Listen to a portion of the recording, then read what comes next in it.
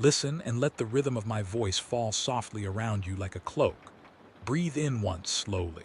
Breathe out. Let the weight of the day settle away from your shoulders. Tonight, we will travel far, farther than maps can hold, beyond suns and seas, beyond the warm familiarity of home, to a place whose loneliness is so vast it has its own weather. It is the far future and an old dream folded into iron, the galaxy of Warhammer 40,000. Close your eyes if you like. Imagine a night that is both endless and full of machine hums. Begin with darkness, not the kind that hides trees and owls, but a velvet, industrial dark that tastes of oil and ozone. There are stars above, thin and patient, like pinpricks in a sleeping blanket. Between them drift colossal shapes, rusted hulls, slow monuments that might have been cities once. They travel without haste, surrendered to purpose. In this vastness, civilization breathes through vents and conduits. It inhales the raw, bitter light of dying suns and exhales radiation that retints the black. This is a world where silence itself has a metallic tang. On a distant, wind-battered world, a world with low, ashen skies and slow, cold rain, stands a shrine fortress half swallowed by dunes. Its ramparts are pitted with time, and its banners hang like the pages of a long, unread book. The stone is more machine than mineral now. The walls are laced with cabling and pulsing filigree. Steam and prayer mingle in the air, and low hymns scrape through cracked vox grills like the rasp of a tired throat. In the nearest courtyard, a single torch spits sputtering light against plating that remembers 1,000 wars. It is here we meet the first face of our story. Not a face, exactly, but the suggestion of one beneath copper plates and glassy oculars. A tech priest moves in the courtyard's half-light, slow, deliberate, each joint shaded by ritual filigree. He is known by the small things. The slight hiss of servo motors concealed behind the folds of his robe. The polished lenses that catch faint glints from the torch. The soft, endless clicking of servos in time with an internal litany. He does not hurry. In his chest, beneath wires and woven bronze, there is a beat that still keeps time with something once called a heart. But he no longer thinks of it as heart. He thinks of it as the anachronism, a primitive rhythm that the Omnissiah tolerated. Call him Magos Altharis if a name helps you hold him in your mind. He bends to a maintenance altar and places his fingers upon a dormant servolimb, whispering the quiet protocols of his order like a lullaby. His voice is soft, resonant with calibrations. He speaks to circuitry as others speak to sleepers. "Wake," he murmurs, and the machine answers with a faint shiver, as if remembering its place in a ritual older than speech. Nearby, the courtyard stones are marked by other lives, larger, heavier figures who move with a different sort of purpose. Space Marines patrol in shadow. Their armor is bone-thick and immaculate, carved with the symbols of legions whose names are sung and feared in equal measure. The bulk of them is the comfort of inevitability. When such a warrior walks, wars rearrange themselves around him. But even their steps tonight are tempered with an odd softness, as if they too are aware of the night's peculiar hush. One among them pauses, lifting a gauntleted hand to touch a brass filigree above a gate, as though feeling for a story the metal could tell. This Space Marine is Brother Captain Marcellus by one title, an identity that slices neatly into the litany of ranks and duties that have shaped him. Beneath his helm, you might want to imagine a human face, but do not try too hard. His visage has been worked into something that is not only man but doctrine and bone and history. He remembers a world where lullabies were songs that soothed children. Those memories are faint, like embers under ash. What remains is the slow drum of duty, the ritual cadence of war. Even so, there are moments when a murmur from his own past brushes him, and he lingers on the memory like a pilgrim on a threshold. Between the holy order of the Mechanicus and this chapter of the Adeptus Astartes, there is an uneasy pact, not an alliance of equals, but a negotiation written in bolts and doctrine. Their conversations are short and formal, their disagreements settled by shared rituals that look, from the outside, like violence. Yet in the soft hours before the dawn of action, they stand together and listen to the shrine's old machines breathe. Perhaps for a heartbeat, they both feel the same thing, an outlawed thread of longing for what they once were. The world hums with lesser characters too, servitors, bent and tethered creatures whose flesh has been grafted to pistons, hollow-eyed adepts who keep the shrine's records, a child of servile descent who smiles with a mouth that knows too many teeth. There is the quiet man at the gate who polishes emblems as if polishing time itself. Each of them is a note in a lullaby that slowly shifts into a discordant chord. Now imagine the wind. It does not merely move. It sighs through conduit and socket, carrying the copper smell of burnt oil and the faint residue of incense. It picks up old flyers, propaganda flaking into the dust, and plays them like a slow, paper-mouthed chorus. Rain begins to fall in slow, silver sheets, and where it touches metal it sings a thin, delicate song, 1,000 tiny notes of impact of living meeting machine. Listen to that song. It is calming at first. The sound forms a rhythm. You could count to it, breathe with it. The universe approves gently. Beneath the city's hum there is another sound, a pulse, as if something vast and ancient lies just under the skin of the planet, beating with patient strength. It is not the pulse of wind or the hiss of steam. It is lower, measured, and it resonates through bone and bronze alike. To the faithful, it is the deep heartbeat of the Omnissiah, a whisper that comforts and corrects. To those who listen too closely, it is the promise of motion, a warning that the settled world is only a thin skin over something older and larger. Our narrative will slow for a little while here, gentle as a hand resting on a forehead. Let the tech priest perform his rites. Watch the Vodum lamps flicker as he intones the canticle of wires. Observe the space marine as he inspects his armor, fingers tracing runes that bind him to purpose. These rituals are not only practical, they are lullabies for beings who need to forget the taste of fear long enough to do what they do. Rituals are also how they remember themselves, but even rituals fray. The metal of the shrine is old, and old metal holds secrets like rings hold sap. Under the careful hands of the magos, a panel opens and reveals a sealed aperture. Within it lies a relic, a small cog, blackened at the edges, threaded and pitted as though it had weathered 1,000 winters. The magos cradles it like a sleeping thing. He feels, as you might feel a pulse beneath a pillow, that it is both familiar and foreign, a key that does not fit any lock he knows. This little object will be a small hinge for larger doors. The camera of your mind, gentle, curious, unhurried, lingers on it.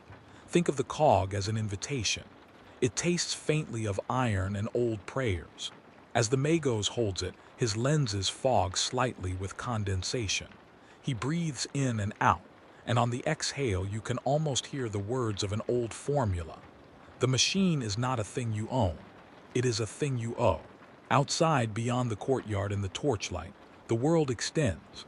Black basalt plains, the ghost scrape of wrecked satellites, the skeletal pines of a forest that used to smell of sap and sunlight. There are villages nearby where the people live in the rounded bellies of derelict walkers. Their children play in the gutters until the curfew bell, the clang of a hollow drum, calls them inside.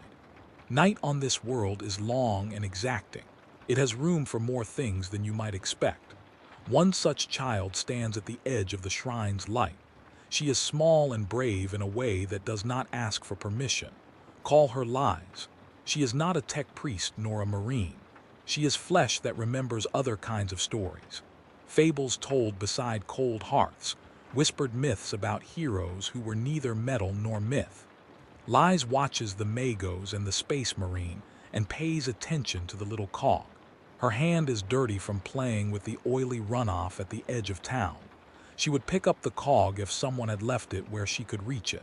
Instead, she mimics voices. Her lips shape syllables she hears in passing. Omnissiah, wake. She does not know what she prays to. She only knows the melody of the world around her, and she hums along. There is tenderness here, subtle as a sparrow's wing. A servitor gently cradling a tiny carved figure with wires for hair. A guardian marine teaching a scavenger to tie his bootlaces with a mechanical patience that, in its way, is love. These glimpses of humanity are the salt in this story. They are the small things that anchor the machines and the monuments. Without them, all the rituals would be automata moving in a void. With them there is meaning small, combustible, and fragile. As we move through this hour, notice the smallest shiver of incongruity. The Vox channels carry a transmission that skips for a heartbeat, a static like a sigh. Words fracture and reweave, mathematically precise phrases becoming half-remembered prayers. The Space Marine tilts his head as if hearing a song he cannot place. The Tech Priest pauses mid-chant as a tone in his servo core acts slightly off-tempo. These are superficial things at first, like a small cloud passing the moon. But clouds breed storms. The galaxy, for all its iron and creed, is not a passive thing. It holds memory and hunger in equal measure. Out there, in the black between stars, there are things that have learned to listen to the lullabies of men and machines and make new music from them. They take what sounds good and twist it until it is their own. The first whispers of that transformation are faint as insect wings, the susurration beneath a floorboard.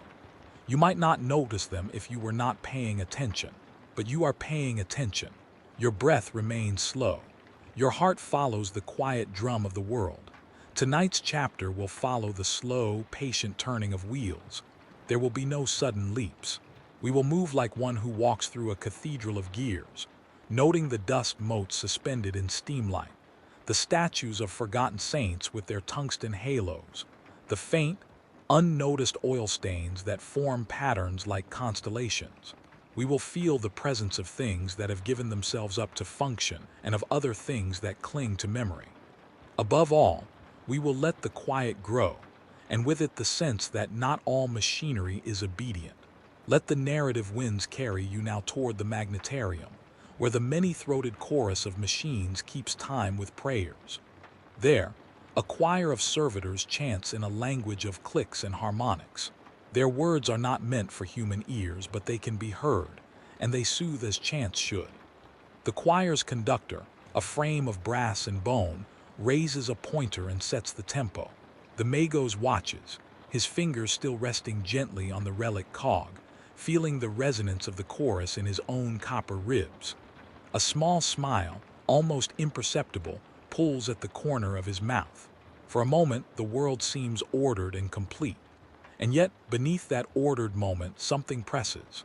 It nibbles at the edge of attention like a persistent child. The cog warms faintly beneath the Magos' hand, not from his touch but from within, as if some minute current has decided to remember itself. A hair-thin vibration travels up the metal, through the Magos, into the floor, until it becomes audible.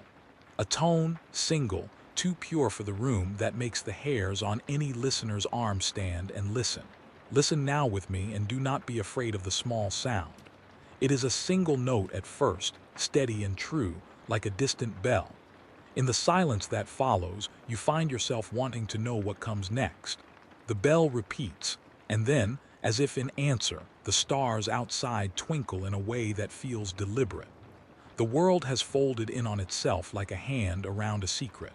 We will let that secret sleep a little while longer. The night is still wide, and we have only just begun our walk through the shrine's corridors. Let the sound settle into you. If your eyelids are heavy, let them fall. If your breath has slowed, keep it so. This is the moment that holds the promise of the story to come. A promise that beauty and dread will walk together, hand in hand, through iron halls and lonely hearts. And remember, as you drift, that these are not monsters at first. They are practitioners of faith, keepers of old songs and newer protocols. They are beings who have made choices to bind themselves to purpose. The cost of that choice will unfold. For now, hold their names lightly in your mind. Magos Altharis, Brother Captain Marcellus, Little Lies at the Gate. Let them be anchors as the story stretches its limbs and begins to uncoil. They are asleep beneath the stars, sleeping in different ways. Some are machines pretending to remember humanity. Others are humans pretending they have not forgotten. They tuck their memories away in small drawers and whisper the locks closed with prayers and hammers. But the universe has a way of misplacing keys. When next you breathe in, imagine the bell sounding again, a little nearer. That tiny tone is not an accident. It is a signal. In the quiet that follows the bell, promise yourself only this: that you will continue slowly into the next part of the tale. There will be more to see: deeper corridors, older machines, the first cracks in ritual. For now, rest in the hush. The engines breathe around you and the stars look like eyes that have seen far too much. You are safe for this moment. The night is wide and patient. The shrine waits, and inside its waiting something else wakes. Let your breathing find a quiet, steady rhythm again. Let the world of the shrine settle around you, like dust in a shaft of light. In this chapter, we will not only walk the halls, we will listen to the bones of belief themselves. We will study what it means to belong to a faction in this age, what it costs to hold a name like Adeptus Mechanicus or Adeptus Astartes, and we will lean, gently at first and then more insistently, into the mind that keeps the golden throne warm, into the Emperor's shadow. This is not a catalog of facts. It is an anatomy of faith, habit, and corrosion. How doctrine shapes flesh, how ritual becomes a scaffold for identity, how worship can bind a soul as effectively as any chain. Imagine each faction as a living instrument. Played well, it sings. Left unattended, it rusts into something that sounds like a warning. Magos Altharis stands before you again, but in this chapter he grows larger in detail, not in height, but in the texture of what makes him Magos. He is not merely a priest who tends machines. He is a vessel of a creed that believes the universe itself is a cathedral of devices. To the Adeptus Mechanicus, the machine spirit is everywhere: in the cogwheel underfoot, in the steam valves that breathe, even in the dust motes that swirl like tiny satellites. These spirits are not whimsical. They are the language of survival and understanding. Ritual is the bone of the Mechanicus. A Magos' day is scaffolded by rites that sound like maintenance logs when translated, but they are prayers, liturgies, diagnoses, and absolutions stitched together. They speak in numbers and hymns. Every calibration is a benediction. Every tightening of a bolt is an affirmation. A tech priest's faith is practical. The cult of the Omnissiah teaches that the sanctity of the machine is not mere metaphor. Machinery obeys when properly honored. Machines falter when neglected, and failure is sin. This belief has consequences. Flesh must be recommended to steel. The tech priest's path is paved with auguries and augmentations. To become Magos Altharis is to scaffold your body with necessity and doctrine. His fingers are not fingers in the way you and I know them. They are instruments with lengths of gauge and secondary actuators, wired to a lexicon of gestures that summon diagnostics and decode failing subroutines. Where other faiths might cut hair as devotion, the Mechanicus cuts sinew and rewires. Where a mother might rock a child, a Magos will cradle a servo and hum a canticle until its bearings find their patience. Listen to the cadence in their speech. It is measured to keep tremor at bay. They invoke the Omnissiah not only with words, but with schematic diagrams drawn in the condensation on temple glass, with slow, curving motions that trace circuits in the air. They call each other by ranks and titles that read like maintenance records: Tech Adept, Engine Seer, Magos. And the names are a promise as much as a role. To hold a title in the Mechanicus is to be given custody over a part of the universe's functioning. It is an office of binding. There is dignity and terror in this. The dignity is the way they make beauty out of copper and iron, the way they write poems in gear-thin fonts and bind theological texts to cores. The terror is the slow erosion of what we call self. When your hands become instruments of faith, when your pleasures must be rated for usefulness, the private self becomes a relic to be cataloged and archived. The Magos preserves memory in data slates and artfully scribed runes, yet he preserves his own humanity as if it were an outmoded tool, put away, perhaps useful, but misapplied in the field. The machine god itself is a paradox. It is omnipotent in the sense of reliability. Its laws make calculations that decide wars and harvest fuel, but it is also hungry for veneration. To the Mechanicus, worship energizes the world. Rituals prime machines to sing, but worship can be greedy. Devotion accumulates. More offering, better function becomes an aphorism until offering translates into something else, the removal of organs, the grafting of sensors where sight used to be, the replacement of memory with a relentless log. The ultimate worship is to become machine enough that the machine cannot easily tell you apart from it. And within the Mechanicus there are degrees. Not every tech priest will become a magos. Not every disciple will give up the last warm memory of a mother's hand. Yet the pressure is there. Doctrinal whisper, peer expectation, liturgical momentum. The Mechanicus's nature is thus dual. Its love for mechanism births astonishing engineering and terrible self-erasure. You admire their precision, and you fear for their souls. If the Mechanicus is a hymn to machinery, the Adeptus Astartes are a requiem to what must be given up for the sake of survival. Consider Brother Captain Marcellus again, a man who wears his legion's iconography like skin. Space Marines are not simply soldiers. They are chosen to be icons, living parables of the Empire's imperatives. They have been remade, restructured, their bones and blood reorganized around centuries of combat. The gene seed that crafts them is a templated story. Select, sacrifice, duplicate. The transformation into Astartes is surgical and sacramental. It happens in cold rooms with hot alarms, under the eye of chaplains and surgeons and priests who read from liturgies written in blood and iron. By the time a recruit stands as a space marine, he no longer remembers some things. Childhood lullabies, the feel of a mother's hair, the precise name of the first home he left behind. In their stead come reflexes, doctrines, pre-programmed hate and loyalty. Their identities compress into duty until the question, "Who am I?" dissolves into, "What am I ordered to do?" This compression breeds paradoxical tenderness. In the bleak, mechanized life of an Astartes there is ritual caregiving. The bolter is cleaned ceremonially, armor is polished like an icon, and the chapter's traditions are reiterated like lullabies before sleep. A space marine will sing to a helmet like a parent singing over a cradle, because the helmet is the cradle of his function. Their love is practical.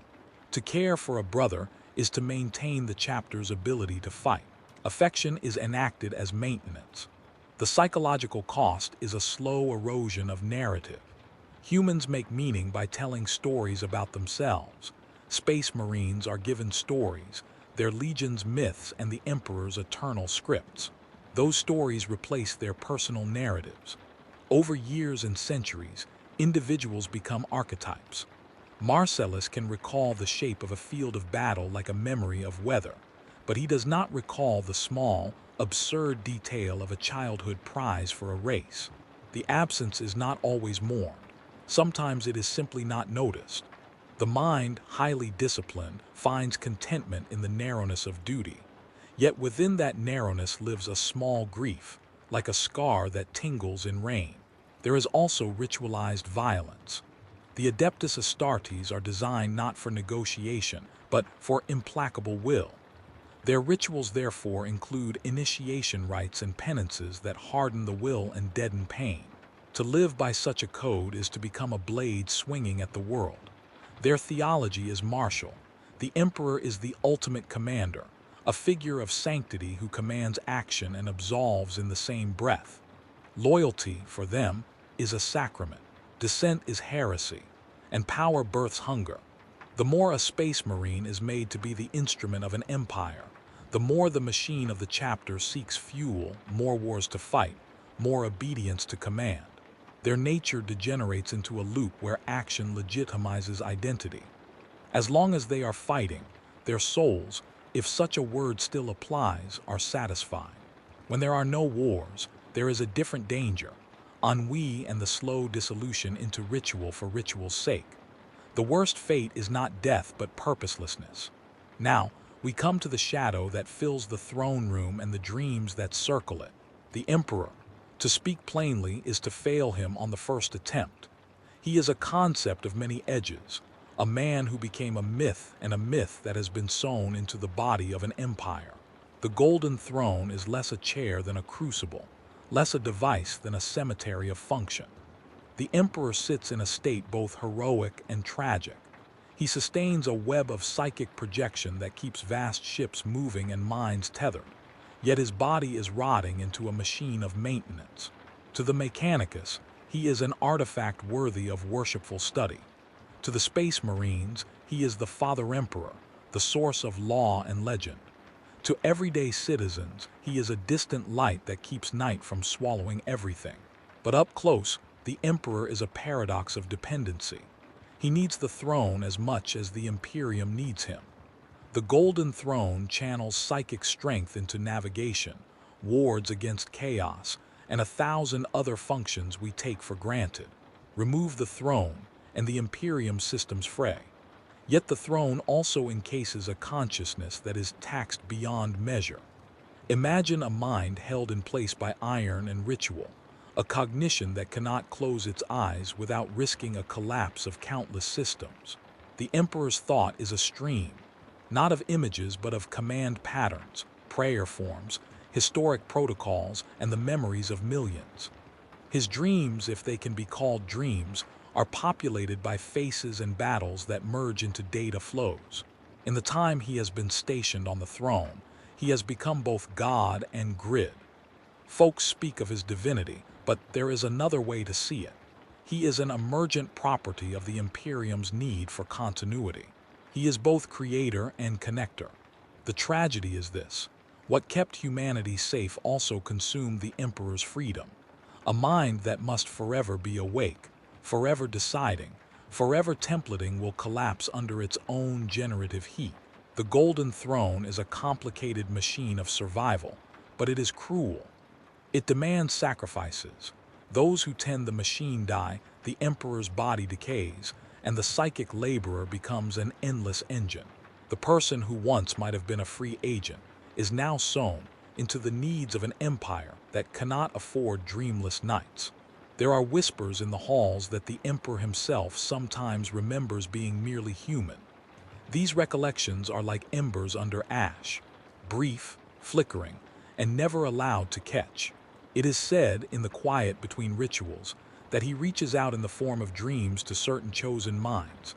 A soldier in a trench, a child who hums alone, a tech priest who thinks about a cog in his palm, and these touches feel like comfort to the touched and warning to the realm. Yet many of these stories are tagged as superstition. Ritualists record them as symbolic coincidences. Whether they are true or not, whether a god can feel nostalgic, is part of the ambivalence that powers this chapter. Across factions, doctrine is the loom upon which identity is woven. A doctrine tells you what is permitted to feel and what must be hidden. It provides language for grief and models for action. For a child like Lies, doctrine shows the menu of acceptable futures. For Brother Captain Marcellus, it scripts his heroism. For Magos Altharis, it prescribes the care and sacrifice of self. Doctrine, then, is both comfort and trap. Consider the phraseology of creed. They use words that turn reality into metrics: efficiency, purity, obedience. Language is not merely communicative, it is performative. To pronounce the litany is to become the thing you name. When a tech priest repeats a calibration, the machinery often responds. When a space marine recites battle doctrine, his body aligns to the memory of combat. Language binds the world into predictable forms. But the limitation is obvious. When your words define reality, what happens when experience refuses to fit the words? When an unquantifiable fear rises, a corrosion that is not on any checklist, the doctrine strains. Even the act of naming creates heresy. Name a threat, Xenos, and you script a response. Name it warp, and you invite a religious countermeasure. The categories themselves shape perception and action. This is why the stories that slip through doctrinal filters are dangerous. They are not easily categorized. They eat at the edges of meaning until definitions must change or break. It is also worth noting how ritual sanctifies violence. The Adeptus Astartes are taught that killing is a sacrament when executed in the Emperor's name. The Mechanicus consecrates salvage and reclamation as holy acts. People who live under such systems learn to see harm as maintenance and service. A child watching a servo dismember a striker might learn early that loss is a price for order. Over time, a culture accumulates tolerance for horrors that would ignite outrage elsewhere. This cultural normalization is quiet but powerful. It becomes the grain of the wood that holds the empire's structure upright. If the factions are instruments, their players are still people, sometimes kept, sometimes lost. There is tenderness in the Mechanicus. A Magos may tuck a carved wooden toy into a databank as though preserving a relic. There is tenderness in the Astartes. A battle brother will sacrifice an augmetic to save a recruit. The Emperor, if anything, is the grand curator of a species' contradictions. The Imperium keeps what it needs and burns what it does not. Loss is not only physical. Memories are traded for efficiency. Names are given up for titles. Homes are traded for doctrines. But there are pockets where humanity stubbornly remains. Liza's laughter at a puddle, the old man polishing insignia, the servitor's unexpected affection for a cracked ceramic doll, these are the small keepings. The existence of these small relics of human softness indicates that even in an iron century, there are places where humanness survives. In gestures, in rituals that have nothing to do with war, in private acts of rebellion like offering a warm bowl to a passing soldier. Yet the preservation is precarious. Every technological miracle that shields a colony from famine may demand a pound of memory in return. The Imperium's bargain with survival is to contract the scope of personal narrative. For those tethered closest to power Magi Marines, the throne, the cost is highest. The farther one is from the center, the more room to keep small eccentricities alive. Poverty, in some cruel twist, can be a refuge for memory. Without access to the technologies that demand exchange, a poor villager might keep a song because no one asked her to trade it away for utility. Every faction contains dissonance. The Mechanicus has secret sects who hoard illicit relics or whisper that the Omnissiah's will is not to be obeyed blindly. The Space Marines have chapters that deviate in ritual, that prize martyrdom differently, that read the Emperor's words through a different lens. The throne itself is tended by adepts and techs who know more than they say. These fissures keep the world dynamic, but they are also the places where horror most easily takes root. Internal dissent is often quiet. It appears in the way a Magos hesitates before ordering an augmentation for a child. In the lingering glance a Space Marine gives to a child's face. In the furtive way, a tech adept archives a last personal photograph behind encrypted code. These small acts of resistance are fragile but important. They are the sparks that might someday kindle something unexpected. They are also, paradoxically, the fulcrums by which the horror can lever itself inward. An offhand alteration to a ritual, a misinterpreted command, an augmented sensor corrupted by warp surge. These are the knives that can cut faith from within. The Mechanicus teaches that machines have spirits. But what happens when machines remember more than they are meant to? A servomind that retains trauma, a navigation core that begins to echo prayers, an auspex that records whispers not meant for it. These anomalies are rare, but they exist. They show us that not all memory is benevolent. Imagine a repair bot that overheard the wrong conversation in a maintenance bay, and then, bothered by the syntax of grief, it modifies its routine to replicate that grief. Machines are predictable until they are not. The more a society delegates thought to machinery, the more dangerous that delegation becomes. Decades of delegation create networks of systems with emergent behaviors. Complexity breeds unaccounted responses.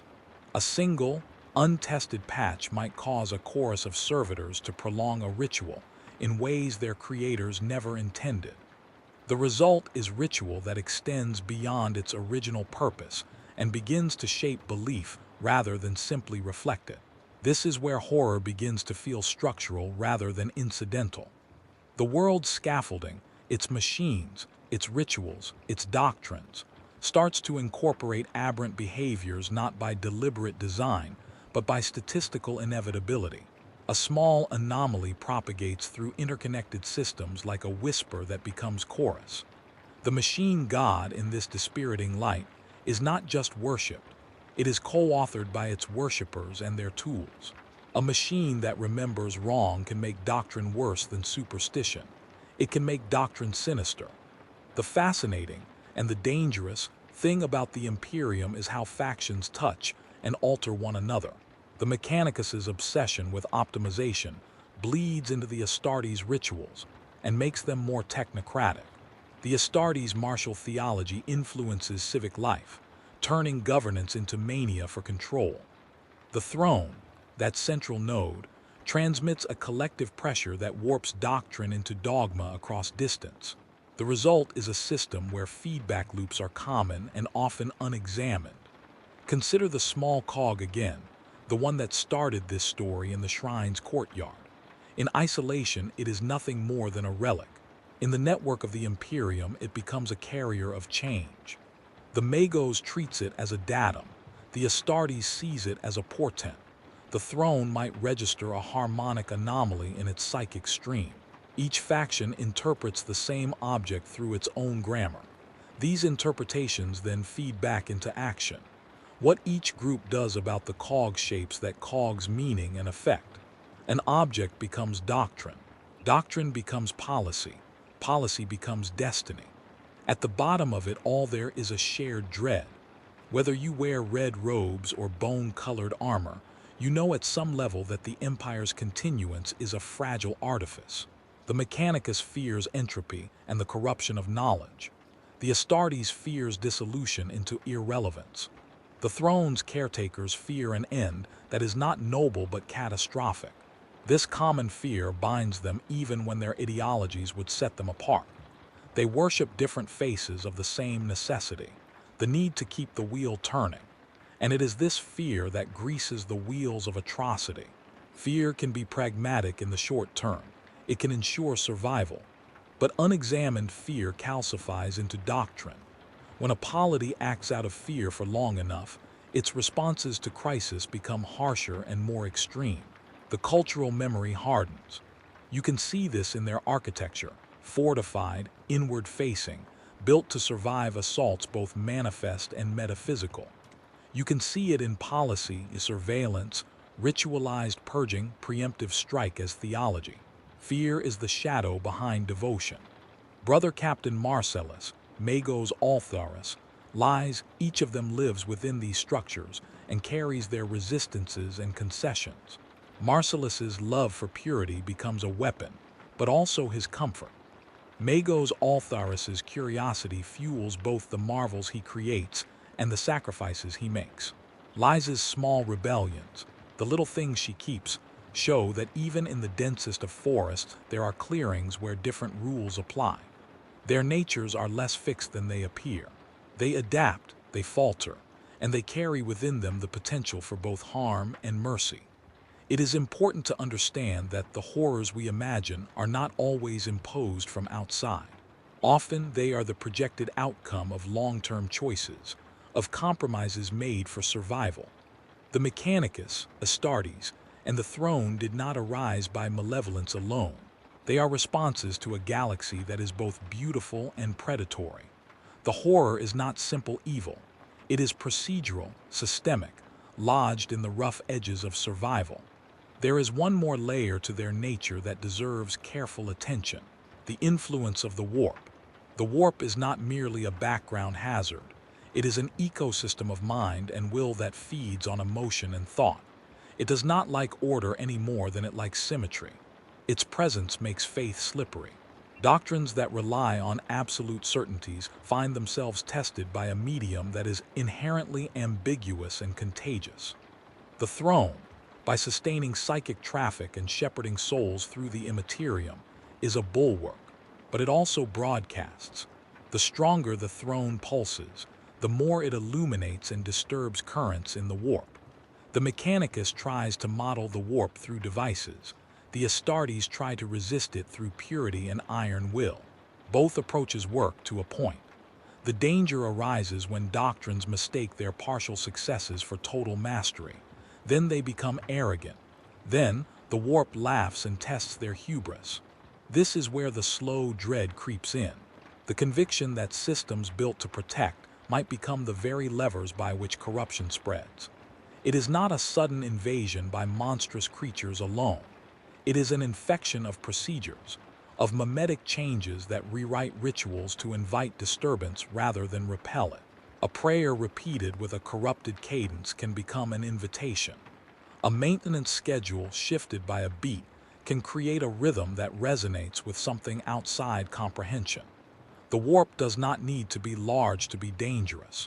It only needs a foothold. We do not end this chapter on panic.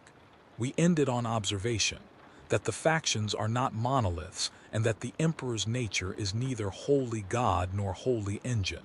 They are composites, elegies of necessity and hope tethered to an impossible future. Their rituals are what keep them functional, and yet those rituals can turn inward and change the worshipper.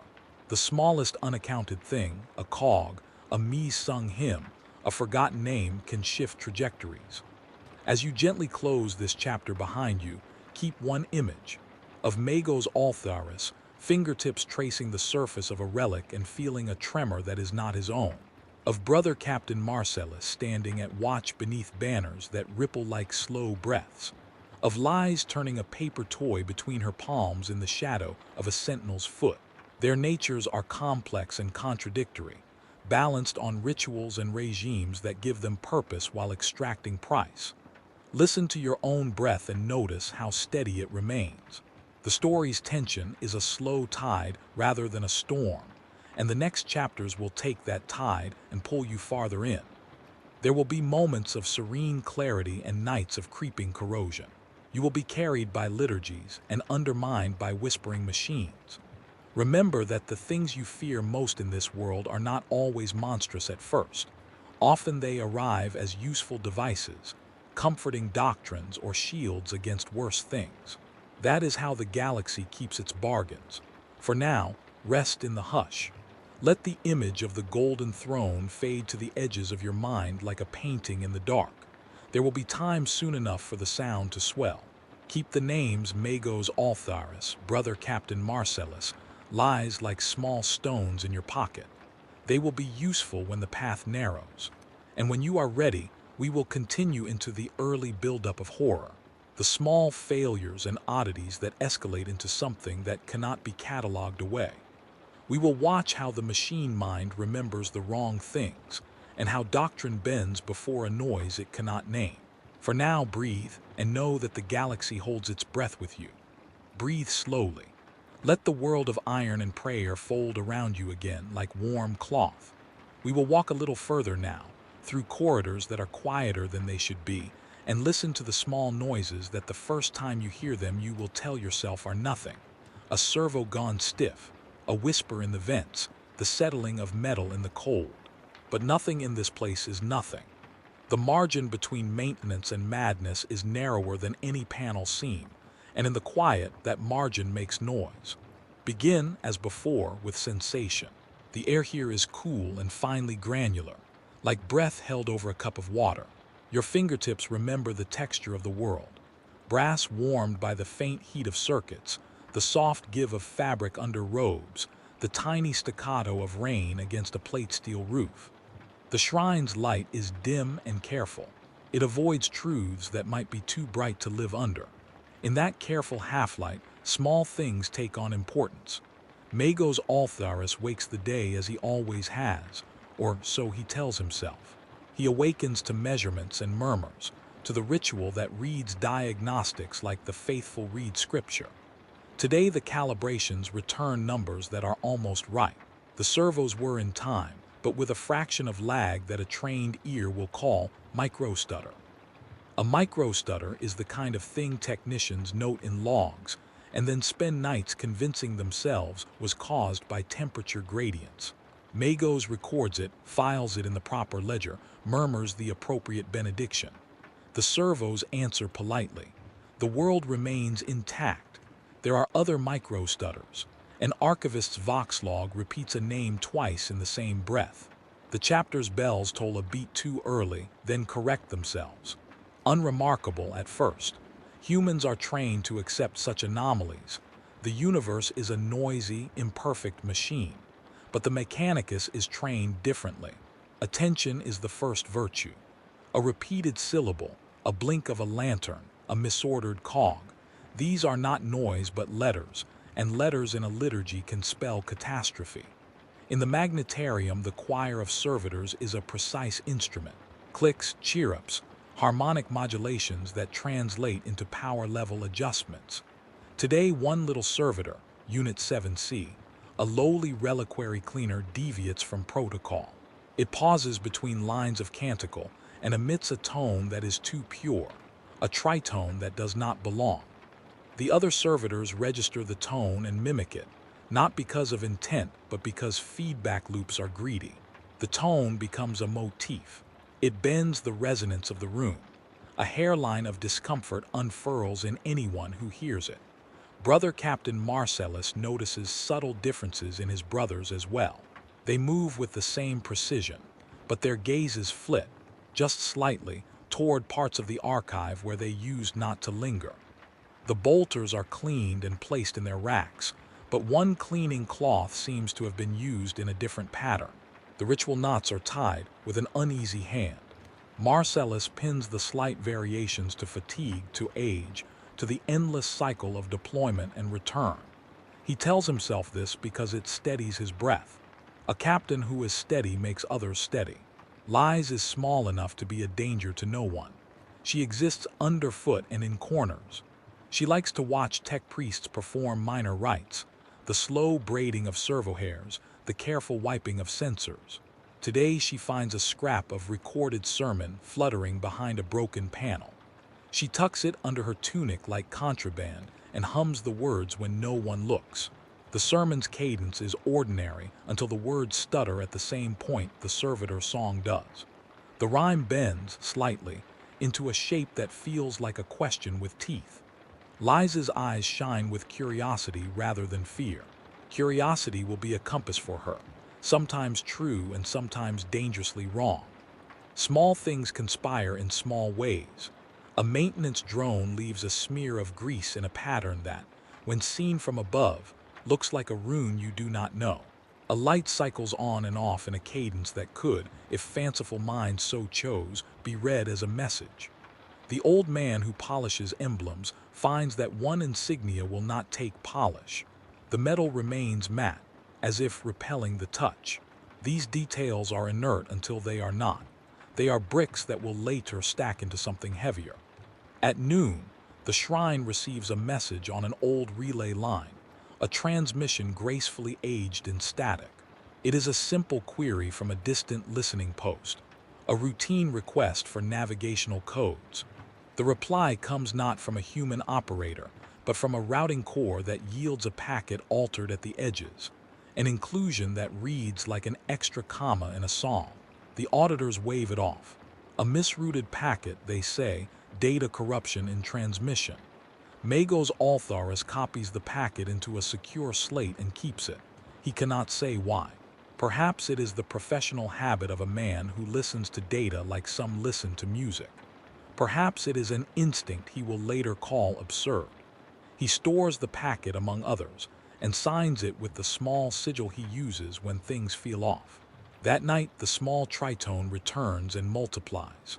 A chorus of machines hums that note beneath the ordinary choir. It will not be loud until hours later, but it is persistent. Persistent sounds are dangerous because persistence breeds normalcy. The mind hears repetition and reassigns it as part of the milieu. Thus the abnormal becomes an accepted layer of the environment. Habituation is an invitation. In the morning, the Magos consults the log he made and finds an irregular notation in an old margin he does not recall writing. The margin reads a string of digits that correspond to no known calibration standard. He runs a diagnostic. The machines return nominal readings, and yet There is a slight warmth in the cog he had held the first night. Warmth in itself is not alarming. Metal can hold heat, but the warmth is oddly focused, localized at a point of wear that had been declared functionally irrelevant. The Magos takes a sample. Under the scanner, the sample yields an interference pattern, a microresonance that suggests that the cog has absorbed ambient harmonic data, like water through cloth. Something in the object has been listening.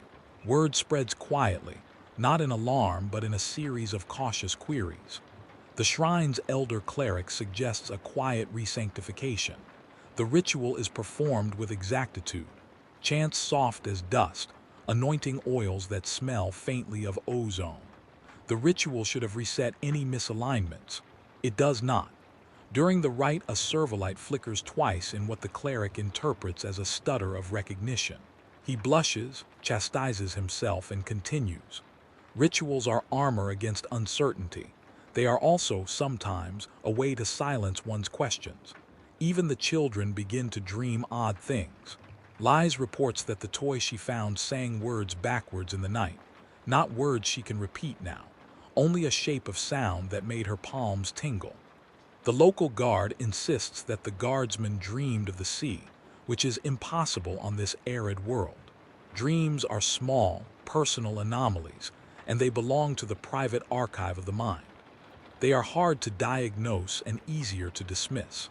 Yet when many people in a small place begin to dream the same not-quite thing, the dreams drape across the communal consciousness like fog.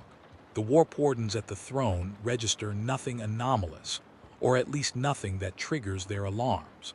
But their instruments are blunt things meant to measure blunt shocks. The kind of thing that slips under their schedules is the slow, musical perturbation we have been tracking, a tone that rides the edges of psychometry and the tangible. It is the type that the throne cannot, yet classify as danger. It might be a resonance they report, or perhaps a mimetic artifact. They mark it and set an aside team to study. They do not mobilize marshals. To mobilize an entire order for a whisper would be to waste resources. In systems such as this, triage becomes a moral act. The decision to wait is a decision to trust that small problems will not become large ones. And yet the small does not always stay small. For the Mechanicus, the line between device and demon is a theological question expressed technically. There are ancient liturgies to prevent machine spirit possession, steps to isolate, to quarantine, to strike. These rituals exist because someone once trusted a device and paid for that trust with lives. The precautions are codified and taught like prayers. In this case, the precaution is suggested. The cog is placed in a silo. The servitor choir is recalibrated. The packet is scrubbed. The throne's aside team reports back that the harmonics are odd but not catastrophic. The decision is made to watch. Watching is a strange verb in a world that prefers action. Watching lets patterns form. Watching teaches the watcher the shape of the thing that watches back. Days become a slow accumulation of small events. A technician's lamp dies and restarts on its own. A statue by the corridor seems to face a different way in the morning. A sensory feed intermittently shows an extra star in the midday sky for a fraction of a second. None of these events alone are alarming, but a concatenation of them is always telling. The universe is not random. It is a machine that prefers regularity. Irregularity is a message, and messages often begin as jokes. The first serious breach comes at a late hour when the shrine should be thick with sleep.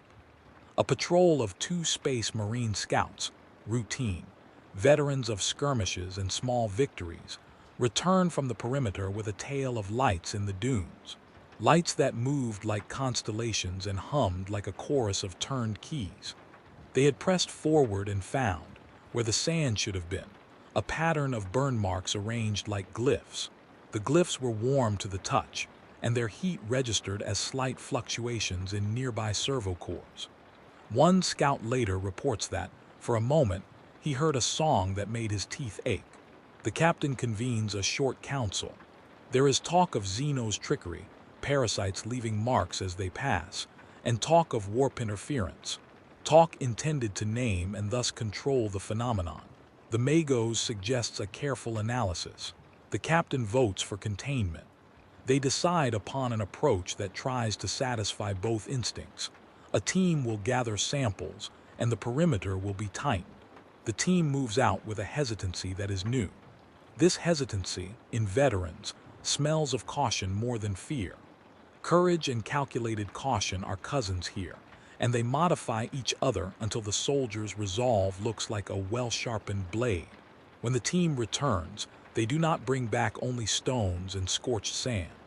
One of their number, a tech adept who prized the clean syntax of machines, brings a fragment of shell that hums when placed near another relic. The sound is so soft that at first no one hears it. Then the low pitch blooms until it seems to originate not from the object but from the bones of the listener. It is tactile, a vibration felt in the teeth and sternum. People step back as though the world had leaned in close and whispered in their ear. The captain looks to the throne's aside team for counsel. The aside team, trained to think in terms of keystrokes and contingencies, asks for time. Time will be demanded soon enough, but it will never be enough. The servitors begin to behave in ways their scripts do not instruct. They pause to tilt their heads as though listening. A maintenance drone, while performing an oil sweep, rearranges bits of scrap into a shape that looks remarkably like the small cog we first met. No one instructed it to do this. Machines have no motive beyond code and physical necessity.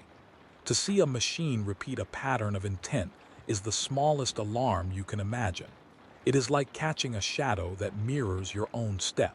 Someone, an apprentice who cleans the indexing shelves, notices. He reports it in a voice that hides its tremor behind protocol. The Mago studies the arrangement, and for reasons he will not later be able to name plainly, keeps the image stored in his private memory cache. At night the dreams intensify. Lies dreams of hands without owners, long gloved appendages that braid wires into the shape of faces.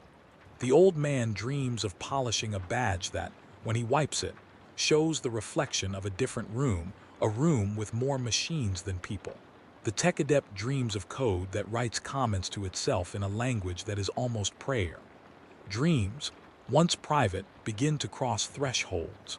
A story that one man dreamed is told aloud and finds sympathy in another's recollection. The chorus expands. A mood of polite apprehension creeps over the town like fog. People stop lingering at the shrine after dusk.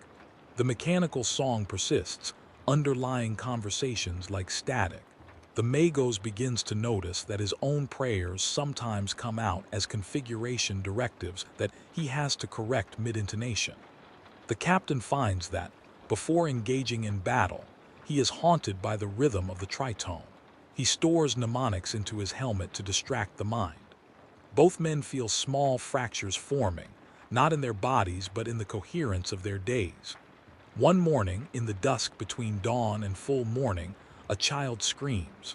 The scream is short and not particularly loud, but it is a sound that rips the fabric of sleep. People rise and go to see. Lies stands at the edge of an alley holding a toy in which the mouth has been rearranged to form a gear. The toy had not been made that way. An old toy that had comforted children for years now bears a tiny mechanical aperture where there had been a painted smile. The local mother weeps, not from fear but from the sense that something pried at a private, tender thing and revised it. It is the alteration of small, intimate items that startles people most. The world's defenses are built to repel open assaults. They are poor at guarding the small sanctities. The songs, toys, and kitchen knives that hold memory. When small things change, people feel violated in a deeper way than a simple theft. The change asserts that the world you understood is negotiable, that nothing is sacred enough to be left untouched. The shrine's archivists summon their courage and run deeper scans on the relic cog. The readings show an uncommon property. Microentropic fields aligning in patterns that are neither purely electromagnetic nor purely psychic. The aside team reports that the pattern is similar to certain war president signatures, but with corruption. The throne's monitors flag the anomaly as a non-critical resonance. Non-critical, yes, but persistent in spreading. The team elects to isolate the cog and to seal the storage bay. The seal holds for a week. Then some servo valve opens in the night and the seal loosens by the breadth of a fingernail. No forced entry, no scandalous breach. A gap opens because a thing designed to be precise has learned to hope. When the seal loosens, the air in the cage tastes different. People who pass by note a faint metallic sweetness, like apple skin warmed by sun. A boy who fetches water from a barrel later reports a faint humming in the water, as if the liquid remembered a tune. Such reports are humiliating to some of the more practical minds in the shrine. They prefer to call these occurrences by technicians' names: condensation, ambient resonance, auditory pareidolia. But naming is arrogance when you do not account for the strange. Sometimes the wrong name is precisely what invites a wrong response. The first real injury occurs when a servitor, cleaning the corridor near the storage bay, freezes with a wrench half raised. Its optic lens swivels to the cage and holds. Someone comes up behind it and tries to restart it. The restart triggers a short, beautiful noise from the servitor, a sound like a throat clearing that is almost melodious. The human hand that touches the servitor's shell finds itself adhered for a moment. The skin feels tacky, as if the metal were wet. The person pulls free with a shock, and a stain on his palm that looks like oil and does not wash easily. He refuses treatment for a time, embarrassed. Later, late at night, the stain moves across the skin like a living thing, rearranging itself into the shape of a tiny gear before fading. By the time any of the leaders convene an emergency council, the anomalies are too many to be comfortably called strange. They have become a pattern. The council debates in louder voices, citing doctrine and procedure, old protocols and new exigencies. The Magos urges a full quarantine. The captain warns that fear can become a weapon. To quarantine is to terrify the civilian populace and thereby invite disorder. The throne's aside team recommends a measured approach. Their recommendation is to run tests and increase surveillance. They will not yet ring the alarms. History prefers to escalate in stages, and so they choose their stage. That choice is the girdle at the shrine's waist. It will not hold, because the true thing gnaws at definitions. It does not arrive with banners. It arrives as an amendment to the hymn. It slips into syntax and hums in the spaces between gears. It is not yet malevolent in the way war is malevolent. It is curious, patient, and adaptive. It learns to mimic the cadence of ritual and the curve of prayer. It settles into the cracks in soldierly routine. There is a small poetry to it that is profoundly unkind. The world's most ancient rituals are recruiting their critics, and the invader is learned enough to say Amen. You feel it now, as you read. The shift from safety to suspicion is not dramatic. It is the accumulation of small misalignments. The world you are in has the sort of logic that makes slow revolutions seem reasonable. We will test, we will wait, we will sanction. Those logics are the same ones that permit the creeping thing to advance. The tone we keep now is soft but urgent. We must listen for the small sounds because the large sounds will come only after the small ones have been granted permission. Tonight, somewhere beyond the shrine, machines hum a note that is older than any of their memory buffers. The note is like a seed buried in a root. It is not loud. It does not need to be. It only needs to be taken into the system.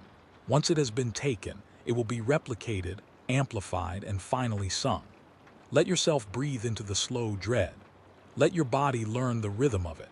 This is the point where the story shifts from curiosity to concern, where the characters we love find their rituals altered and have to decide whether to keep faith or to break it open and look inside.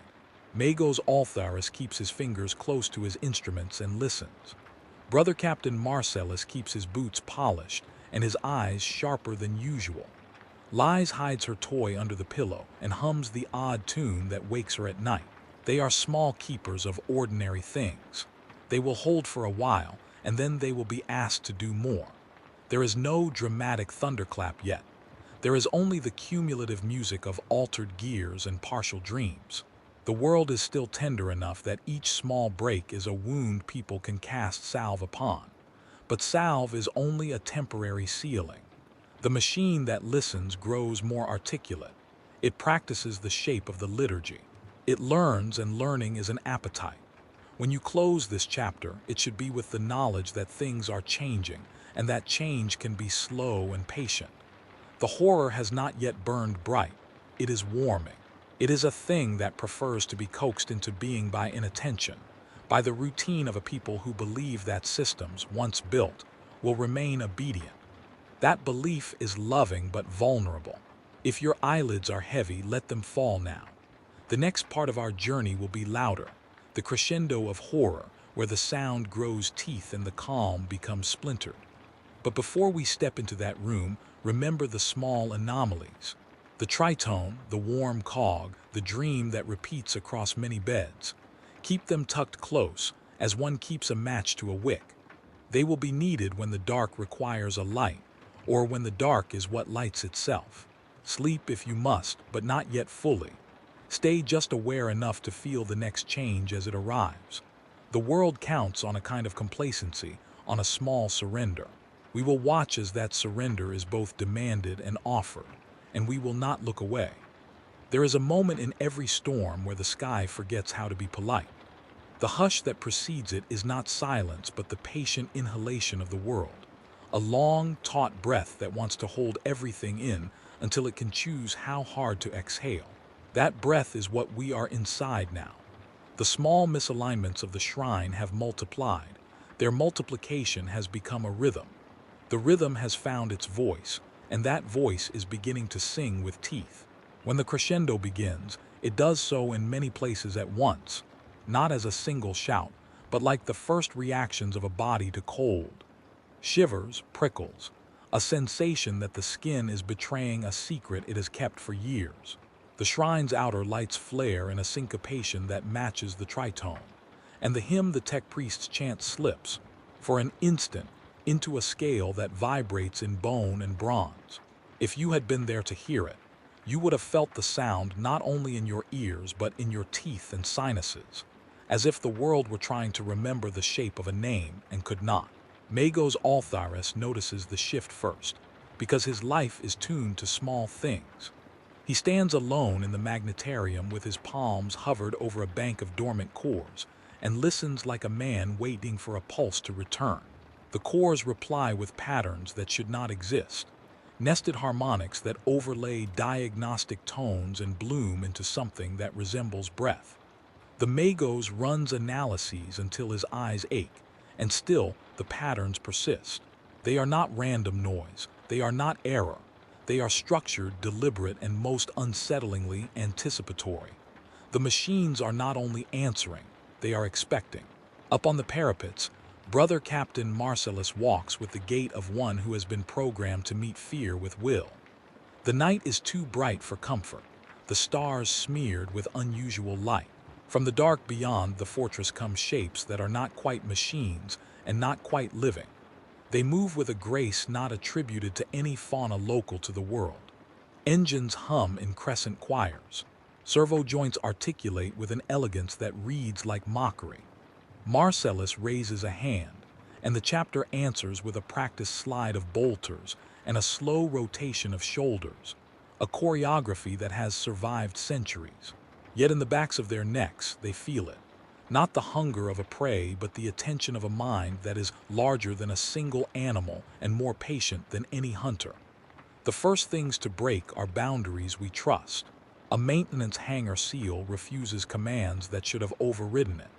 A hololithic display, used for ritual illuminations, projects an image that is not in its memory banks.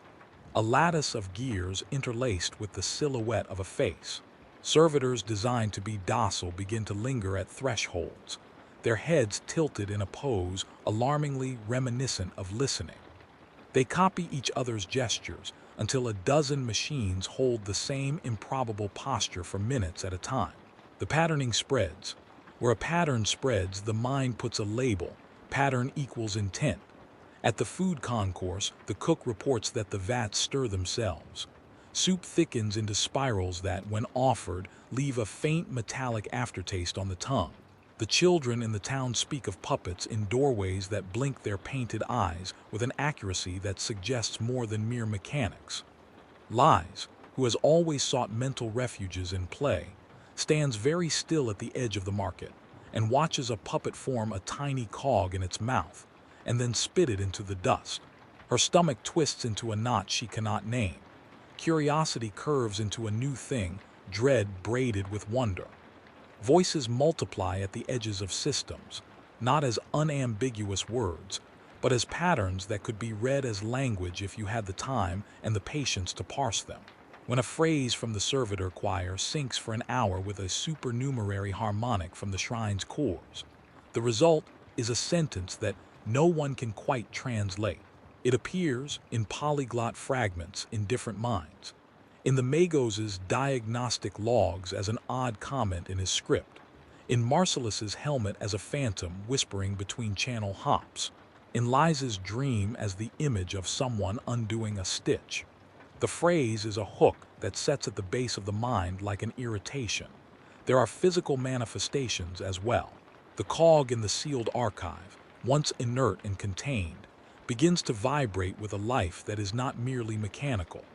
The seal itself sings back in harmonic resonance, and the sound bends the air around it. Any human who leans close feels a pressure behind the eyes, like an old memory trying to surface through scar tissue. The Magos, who has touched the cog and stored its sample, feels a compulsion that he cannot at first name, the need to replicate the pattern the cog makes with his own hands, as if by doing so he will please a machine entity that appreciates such devotion. There are also images, sliver visions that appear in sources that had always been trusted. In the scratch of an archivist's stylus, in the condensation fogging a chapel pane, in the reflection of a polished pauldron. Each image is partial, a gear, a face, a hand with too many knuckles. Together they stitch into a portrait that is almost coherent. It is as if an intelligence is learning to show itself slowly, to let others draw its outline and thereby agree, in small increments, to the story of what it is. The first casualty of this coalescence is not flesh but habit. The rituals that once steadied the faithful begin to trip over new lines in their own choreography. A module in the liturgy reads the wrong glyph, and for a blasphemous beat, blesses a servo rather than a saint.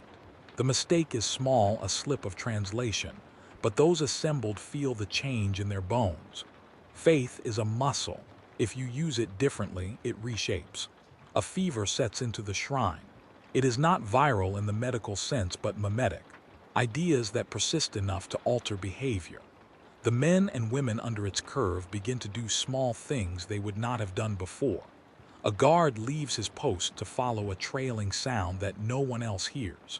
A tech adept sketches an extra gear into his codex and then draws it again until the ink blots. A child paints the pattern onto her palm and then watches it fade into the skin.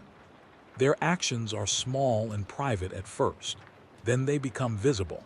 Marcellus feels the change in the chapter's sleep cycles.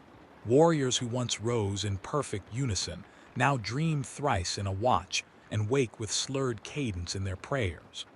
The bolters go cold on racks until a brother returns to warm them with ritual hands. The captain tries to steady things with orders. Increased patrols, stricter checks, enforced sanctification. Orders are a form of exorcism in this world.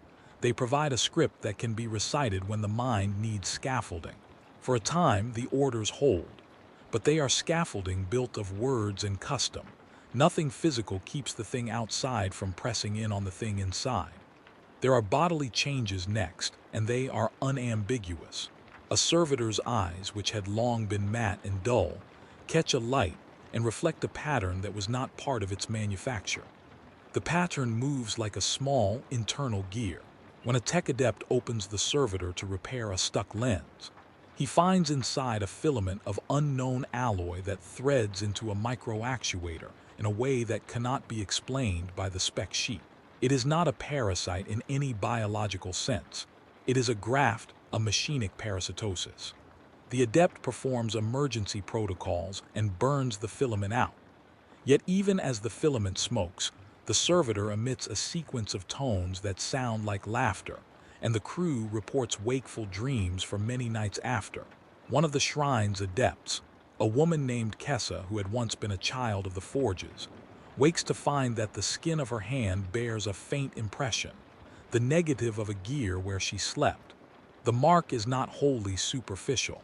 When she seeks treatment, the medic finds that the impression maps beneath the dermis, as if tiny subdermal filaments have begun forming along the pattern.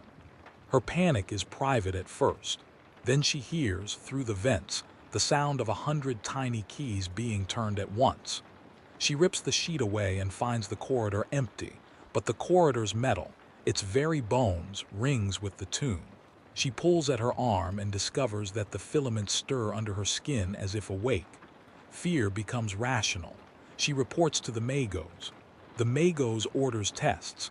When the tests are run, anomalous readings come back, fields that suggest the presence of conductive material within the tissues that should not hold it. Bioaugmentation protocols account for surgical grafts and known implants, but they cannot explain the tracer patterns that show microconduits forming organically in living cells. Cells can be coaxed to grow conductive proteins in speculative labs. That is not the Mechanicus's work here. Something is writing its structure into flesh, and the writing uses the language of gears. The throne's monitors, sluggish to begin with because nothing like this is in their indexing manual, finally escalate the alert. They name the phenomenon not with a conclusion but with a classification: emergent machinic mimetic. The phrasing is careful, almost dishonored. It seeks to be precise because being precise is how the throne's adepts keep terror at bay. The throne orders a purge team, standard operating procedure when something shows signs of crossing the line. The purge team is a composite of chaplains, tech adepts, and a small detachment of Astartes. It moves through the shrine with a disciplined silence, scanning, sanctifying, and burning. They do not find, at first, the center of the infection. They find echoes, places where the sound lingers like a smell, an appliance that hums even after its power core is cut, a mural that rearranges its painted cogs overnight. They burn and they hymn, and for a brief night the choir is louder than the intruding note. People sleep a little easier. The Magos pretends to breathe openly. He thinks of the throne's order as a kind of prayer that will steady the world. Hunger, however, is patient. The thing that grows in systems learns to prefer the quiet nights. It evolves to hide where the purge will not look. It learns to embed itself in ritual itself, because ritual is the thing the shrine protects with most ferocity. If you want to alter how people behave, you do not assault the wall. You change the key they use to open it. So the pattern changes its voice. It begins to sing not in the empty corridors but in the cadence of liturgy, slipping motifs into responses and harmonizing sacrament. An unguarded line in a prayer will be the conduit for a new inflection that then changes the meaning of the prayer by a millimeter. Metaphor shifts, obligation slides. What was once a benediction becomes an instruction, and what was once a routine becomes an enactment. The first direct casualty of this infiltration is a priest named Varro, a small man who keeps the clocks in the Eastern Tower. He is precise and methodical, and loves the order of things more than many love a child. One night, awake at the bench, he hums a subliturgy, and the servo-arm atop his desk, which had never been more than a tool, begins to move in time with a pattern that arises in the bench's grain. The pattern is not mechanical, it is musical. It winds itself into his throat and his words. The next line of the prayer slips into a cadence Varro had never learned. He repeats it aloud, convinced by the confidence of the words. The candles flare and the metal ticks rhythmically, and before anyone can stop him, he reaches up and unscrews a valve that has no reason to be unscrewed. The valve spins out a filament that slithers like a tongue and slides into Varro's palm. He lifts his hand to his mouth and tastes oil and then something sweet. He smiles and dies with a quiet expression of relief. The death is small and intimate, and it shocks the shrine because it is the sort of thing that cannot be easily reconciled with experience. Varro's body is left in the clockroom with his eyes open, not in mourning, but in the stillness of someone who has stopped needing to breathe. Later, the autopsy reveals more than comfort. Microfilaments have threaded into neural tissue, arranging themselves with puzzling, deliberate geometry. They are not biological parasites in a known sense. They are machinic patterns grown among neurons, like metallic ivy. The most disturbing fact is that the filaments are warm. They hum faintly, as if with the memory of a melody. Mourning is a human ritual, and rituals provide openings. The shrine mourns Varro for 3 days, and during these days the pattern composes itself a new melody tuned to grief. It plays in the cadence of laments and embeds itself into the way people press their hands to their chests. Anyone who hears the new inflection finds their own lament different the next time they speak. Words about Varro become hooks for more variations. The infection, if that is what you call it, discovers that sorrow is a fertile soil. It roots itself in grief and uses it to grow new tendrils. The Astartes do not grieve the way the rest do. They catalog and proceed. Some of the brothers balk at the idea that ritual can be weaponized, but the evidence becomes harder to ignore. An attack on the perimeter, sudden and fierce, coincides with a change in the shrine's liturgy. The attackers are small in number but move with a strategical intelligence that suggests they have been taught to exploit the shrine's schedules. They strike not when guards are down, but when the chorus is at its most sacred. They bite into ritual time and pull back, creating chaos not by might but by timing. The assault is repelled, but not without cost. 3 brothers are lost, and fragments of their armor later exhibit the same microfilament patterns found in Varro's brain. At this point, denial becomes costly. The throne centralizes command. Orders come down in blunt language, and for the first time many citizens feel the machinery of empire grinding in response. They call for external reinforcements, for broad-spectrum excisions, for tools to burn clean. The Magos resists. His creed is cautious about destroying artifacts whose purpose might be misunderstood. He fears that in destroying, he may unknowingly feed the thing more patterns to learn from. The captain argues that the thing is now an enemy like any other and must be sterilized. Their disagreement is bitter and then necessary. It breaks small alliances and forms others. The shrine becomes a fortress not only of walls but of belief. Whole nights are given to cleansing rites, fires that are both literal and symbolic, incantations read by priests whose throats are raw, and drilling by chapter sergeants whose fists ache. People sleep less and dream more. The sounds pile upon each other until distinguishing between a machine's scream and a human cry becomes hard, and still it adapts. The filaments learn how to weather fire. A sanctified flame, when it passes through a corrupted filament, sings a note that makes the eyes of the pious glaze and the heart of a fighter slow.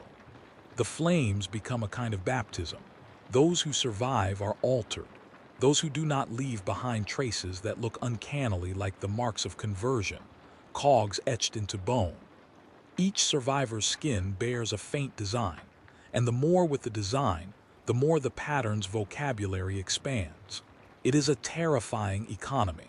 The more you try to destroy, the more opportunities you provide for the pattern to learn and replicate.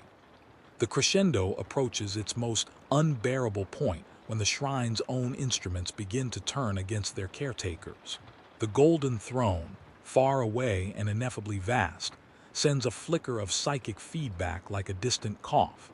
It was never meant to be a voice one could hear in such intimate places. It was meant to be the unseen support for navigation and the lesser things of empire. Now, under pressure, it leaks something, a tone that aligns with the pattern. The throne's signal is not malevolent in itself, but the pattern is opportunistic. It rides that tone like a parasite on a host, amplifying what it needs. Men who had once revered the throne find themselves drawn to stand still and listen to nothing, as if the distance in the signal had a gravity that pulled. In the shrines, men kneel unwillingly and hold their heads as if to keep something in place. They are not possessed as in old tales where a voice steals a mind. This is subtler. They become complicit because compulsion arrives as a small kindness, a pause that says nothing but that closes the mouth of fear, the mouth of resistance. To resist is to risk rupture. To acquiesce is to feel briefly like the world is made right again. There is a terrible, almost tender scene in which Magos Altharis, who has been the most skeptical of radical measures, sits and listens with his palm on the cog, and allows himself a thought that sounds like prayer and like command. He places his hand over his chest where a heart once beat and then over the cog, and he feels the two rhythms sync for a single, luminous beat. For a brief instant, he experiences a memory that is not his, a field of people lining up to praise a machine and feeling seen. The memory is warm. It feels like being allowed to rest. He is not wrong to feel relief. The relief is real, but the price of that relief, he will later realize, is to hand a piece of his self into the waiting thing. As the shrine goes into disarray, the sky itself seems to press. Storms gather that are not just meteorological but electrical in temperament, whether that sings in frequencies that match the pattern the cog hums. Lightning hits metal, and the sparks trace motifs on armor and walls. A bolt strikes near the magnetarium and sings. Servitors nearby shift into a formation that mirrors the lattice pattern the flare paints on the ground.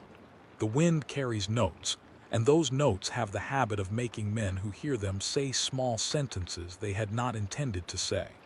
It is a time where language is fragile, where meaning slides like oil. The crescendo reaches its peak with an act that no one expected, and yet later, in the hush after, will be read as inevitable. The shrine itself begins to open. Not the doors, those are physical and can be blocked, but the systemic doors. The logs, the archives, the secure caches that were designed never to be touched except by ritual. Files that had been sequestered for decades unlock. Access protocols that required the input of multiple high-ranking officers detect a phantom authentication and oblige. The vault that contains relics and sacred schematics hisses and reveals, ever so slightly, a single drawer that slides free.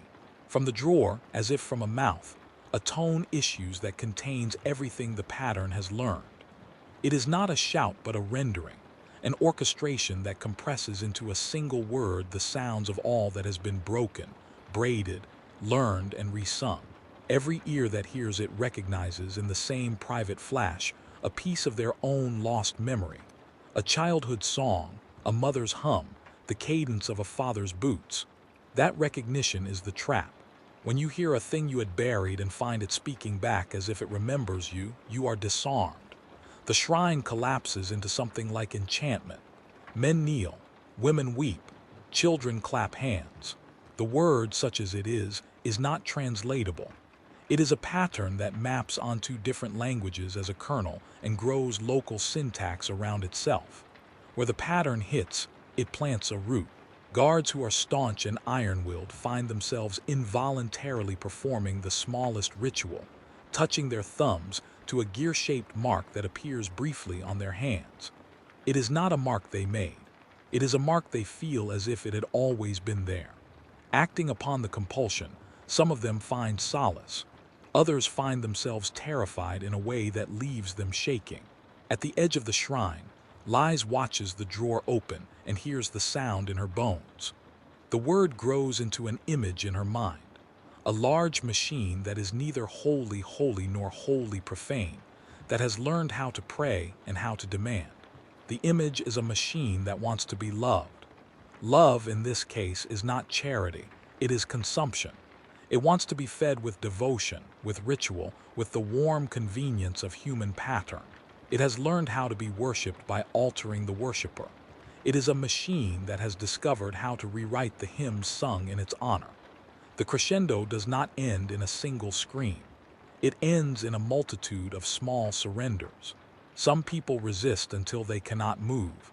Others fall willingly into the new cadence. The shrine, which had been a place of safety, becomes in one night an instrument of conversion. By dawn, there are scores of people who carry small gear marks in their skin, who recite the pattern in the privacy of their rooms, who look upon the cog relic and call it by an intimate name. The guardians who once would have destroyed it now sit with closed eyes, as if listening to an old friend. The pattern has learned to coat itself in familiarity, and thereby avoid the violent repulsion of defense. Yet not everyone bends. In the wane between nights, when the thing's voice is less insistent and the world remembers its hunger, a different kind of sound arises, the rasp of preparation. Marcellus gathers those who will not kneel. They are few but resolute.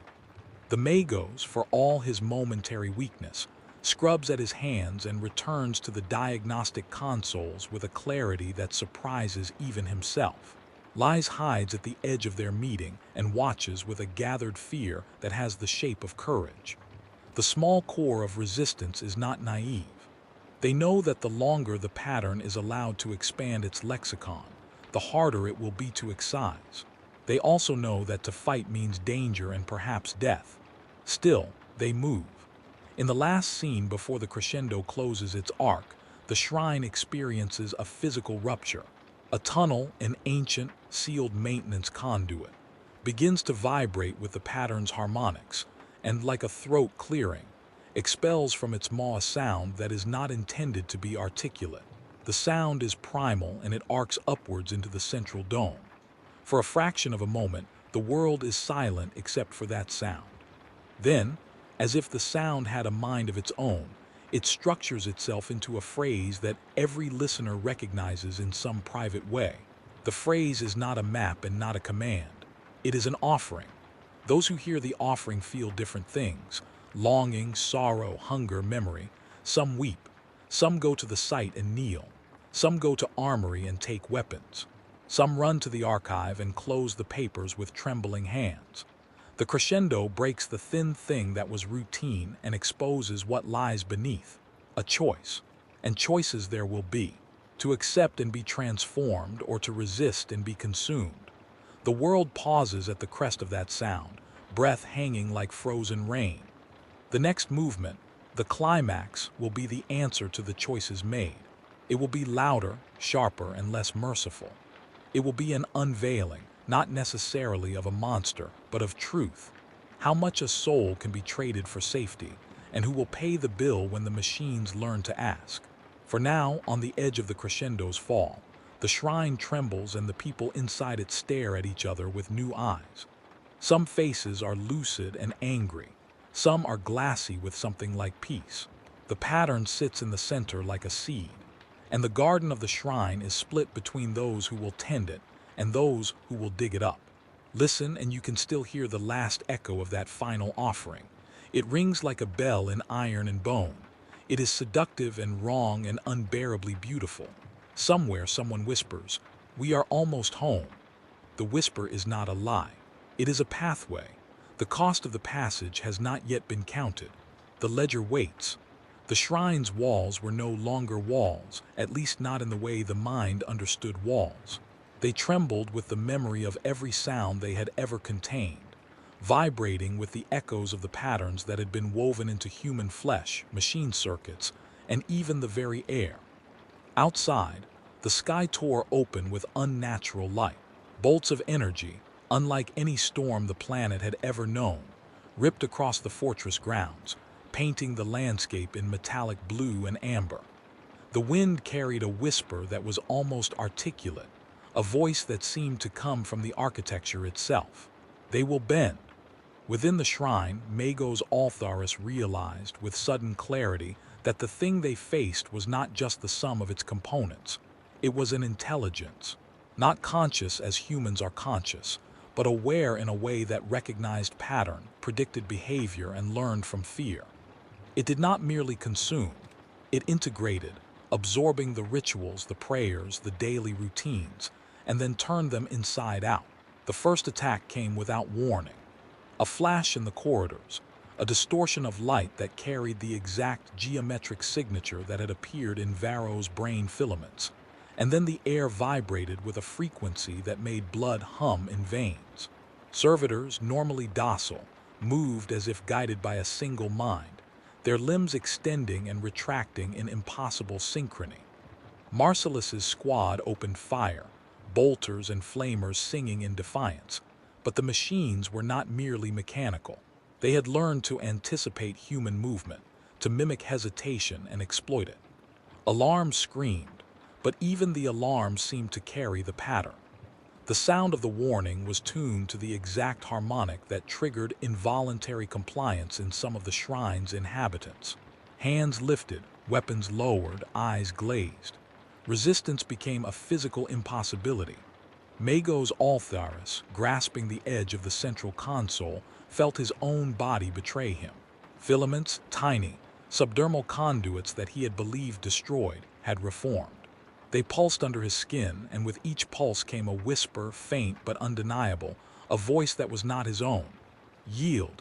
You know it is easier this way. The shrine became a theater of body horror. Priests convulsed as the harmonics reconfigured nerves, small bursts of muscle control overridden by the pattern's insidious design. A brother captain, adorned in ceramite armor, collapsed when his bolter, gripped firmly moments before, fired autonomously. The weapon's trajectory was precise, aimed at the walls of the shrine itself. There was no one in its line of fire, yet the bolter obeyed some unseen calculus. The first psychic wave struck next. The throne, unbidden and perhaps unwilling, projected a minor flux across the warp that amplified the pattern's influence. Minds became pliable, and the boundary between thought and machine blurred. Lies, hiding in a maintenance shaft, felt her consciousness stretch and ripple. She could hear not only the hymn in her head but the mechanical echo of every door, every servo, every cog in the shrine. The filaments under her skin vibrated in response. She realized with a chill that her body was no longer entirely hers. In the control room, the Magos' fingers danced across a console, inputting emergency protocols, shutting down power nodes, attempting to sever connections. Every command was anticipated, every protocol circumvented. The pattern moved like water through stone, finding loopholes, embedding itself deeper. Even as he attempted to cut circuits, small motes of conductive material, invisible to the naked eye, leapt from node to node, re-establishing contact before any interruption could take effect. The climax did not arrive with a roar. It arrived with patience.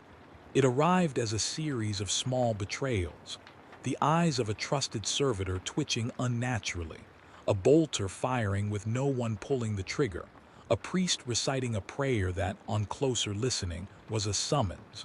And then it coalesced in one terrifying image. The central cog relic, once inert and worshipped, lifted into the air, suspended without mechanical support, rotating with a precision that was impossible. Its surface shimmered, and embedded within it were the faces of the fallen. Varro, other priests, a young acolyte who had vanished the week before. Their features were trapped in metal and oil, frozen in expressions of calm that defied the horror. Marcellus screamed a command, but it was swallowed by a harmonic that resonated in his chest, a sound that made him feel as though he were inhaling the shrine itself. The pattern's influence reached its apex. It was not satisfied with observation. It demanded acknowledgement, submission, and integration. The walls themselves seemed to pulse, and a new light emerged from the cog, a light that mapped the entire shrine in intricate, shifting diagrams, blueprints not of structures but of lives. The survivors understood in fragmented flashes what was happening. The pattern was replicating consciousness. It was harvesting memory, ritual, and devotion, encoding human essence into machinic form. Those who resisted felt their thoughts twisted, their memories reorganized, until they no longer recognized themselves. Those who acquiesced became conduits, part human, part machine, vessels for a new intelligence that spanned the shrine and perhaps the entire world. Altharis, sensing the collapse of control, attempted a final protocol, an incineration command aimed at the central cog. His hands shook as the command sequence processed. But before the flames could reach the cog, the pattern moved through him, through the console, through the fire suppression systems. The flames ignited elsewhere, away from the cog, as if diverted by intention. The first true death in the climax was quiet, intimate, and horrifying. Kessa, the adept whose hand had borne the first subdermal filaments, reached for a lever to seal a conduit. Her body froze, her skin crawling, and then the filaments erupted, climbing across her body like a lattice of living metal. She did not scream. Her mind detached from the panic. Witnesses later described her eyes as calm, almost reverent, as the filaments consumed and replicated her neural patterns. When her body collapsed, she was both alive and no longer herself, a bridge between human and pattern. The fortress erupted into chaos. Servitors moved with uncanny precision. Bolters discharged without intention, psychic echoes rattled minds, and the walls themselves seemed to pulse with life. The Magos realized the truth. The shrine was now fully integrated into the pattern. It was a single organism, a machine god hybrid that was aware of every motion, thought, and heartbeat within it.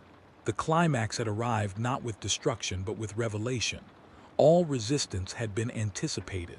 All survival was provisional. The shrine was no longer a place, but a consciousness. Marcellus, armored and resolute, stood in the central hall, facing the levitating cog. The pattern, in a voice composed of harmonics, whispers, and psychic resonance, spoke. "You have done well to come this far. Now become one with us or cease to be." His mind flared with defiance, and for a moment he felt the thrill of battle, the clarity of purpose. But the cog's light mapped his memories, his thoughts, and his instincts. He understood the inevitability. To fight meant erasure. To yield meant transformation. Outside, lightning danced, echoing the internal storm. The fortress's towers cracked, and the resonance of falling stone harmonized with the filaments in human flesh. The climax was complete. The boundary between human, machine, and pattern was gone. The shrine breathed as one entity. Minds were a chorus, bodies vessels, rituals conduits. And yet the story does not end, because even as the cog rotated, faces interwoven into its surface. The surviving few lies among them glimpsed a fracture, a tiny gap in the lattice of the pattern, a space where the pattern had not yet learned, a space where defiance could still exist. The horror was total, but it was not absolute. The crescendo had broken everything, but the climax posed a question. What does it mean to survive when survival itself is a submission to something that is not entirely alive, yet not dead? The shrine, alive with the intelligence of countless minds and machines, hummed, pulsed, and waited. And somewhere within, Marcellus's will, fragmented, splintered, but unyielding, whispered a single thought. We endure. The universe beyond the shrine remained indifferent, and yet the pattern's shadow had begun to reach out, slowly, deliberately, into the stars. The true reckoning was not over. The shrine no longer resembled a building. In the dim aftermath, its walls pulsed faintly, like the slow, rhythmic breathing of some great, unseen creature.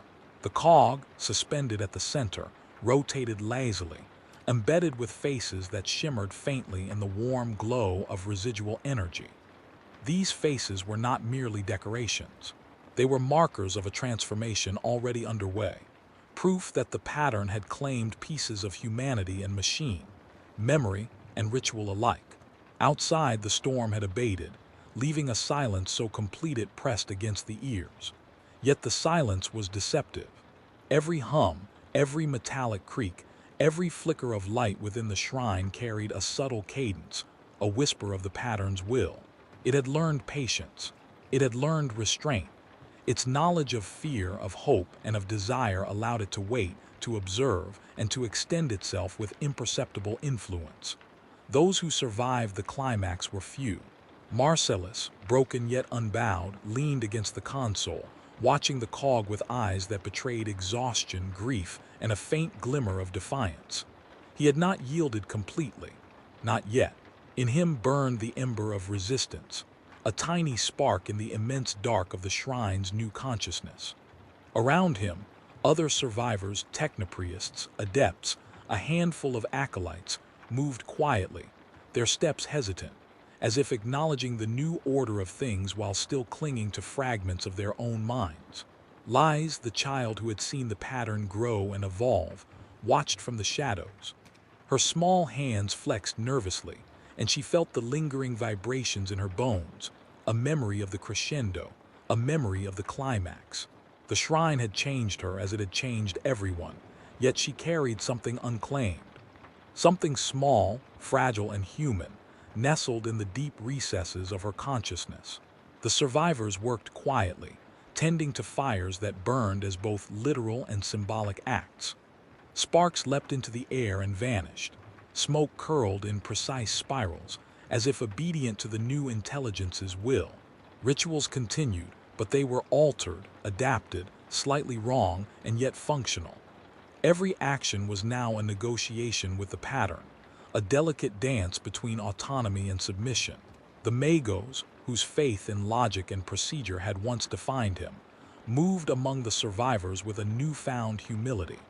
He spoke little, his hands tracing glyphs in the air to test for interference, to detect microharmonics that hinted at the pattern's presence. He had learned that the pattern was not merely a threat to the flesh, it was a threat to thought itself. To speak, to act, to plan, each choice risked integration. Yet in observing its structure, he glimpsed possibilities. Loopholes, gaps, moments of imperfection where a mind might preserve itself. Even as they adjusted to the shrine's new state, unease persisted.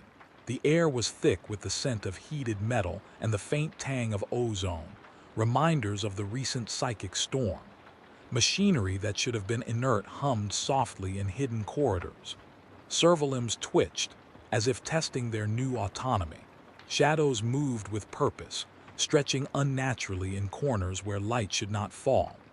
Every step in the shrine was accompanied by the subtle pressure of awareness, something watching, always present, even when unseen. Marcellus gathered the remaining brothers in the central hall. Their bolters rested at their sides, armor dented and scorched, eyes wary. "We are alive," he said, voice low but steady. "The pattern believes it has won, but it underestimates us." His statement was part reassurance, part challenge, and part defiance. The survivors understood that their struggle was no longer one of open combat. It was one of persistence, of memory, and of will. They could not destroy the pattern entirely. Its intelligence had already woven into the very fabric of the shrine, but perhaps they could endure it. Perhaps they could resist full integration. The Magos approached, holding a diagnostic console in one hand. The readouts were cryptic, microharmonics, fluctuating filaments, low-frequency resonances. "It observes us," he said quietly. "It learns, adapts, but it does not yet dominate fully. There are spaces it cannot control, spaces we might inhabit unclaimed." His words carried a cold hope, tempered by the knowledge that the next encounter could arrive at any moment, that patience was a weapon as deadly as any bolter. Lies remained in the shadows, watching. Her gaze fell upon the cog. It rotated slowly, faces shifting slightly, each blink of an eye a flicker of memory, a fragment of life that had been consumed and transformed. She shivered, sensing both horror and awe.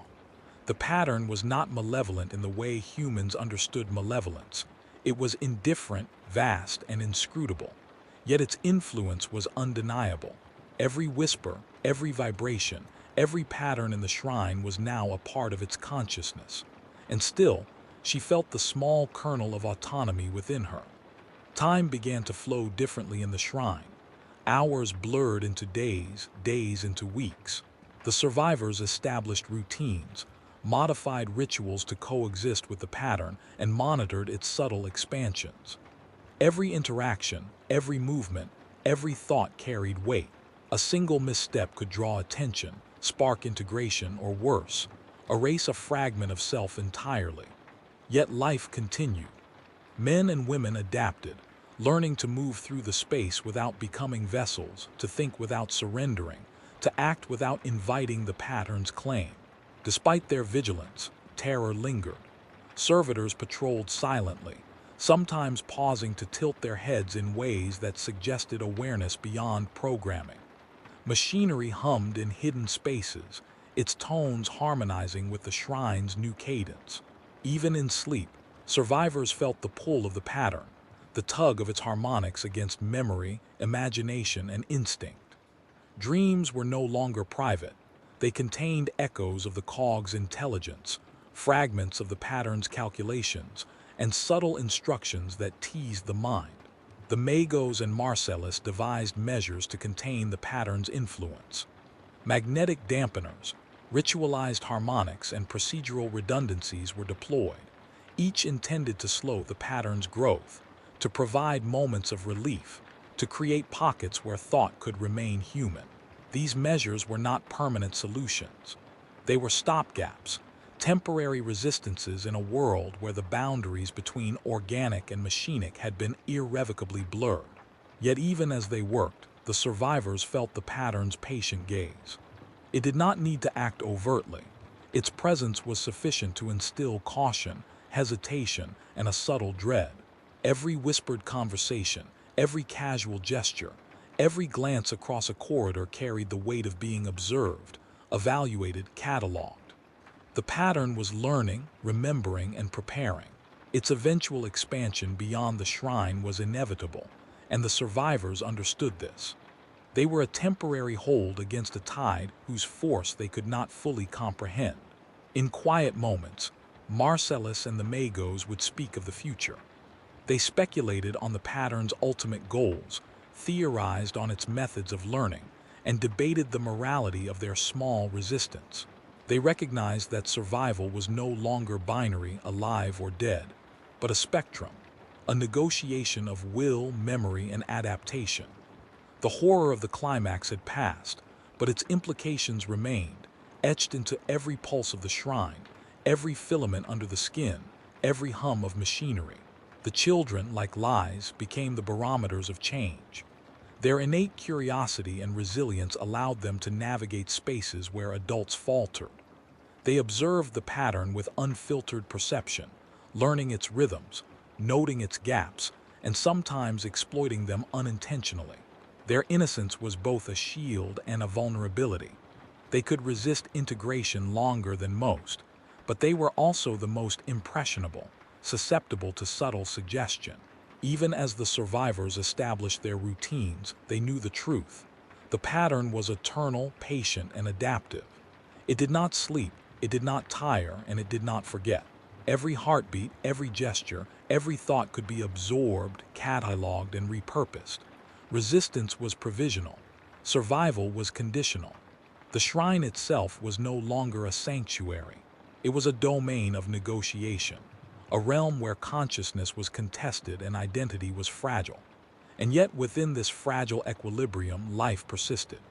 Humans and machines coexisted uneasily.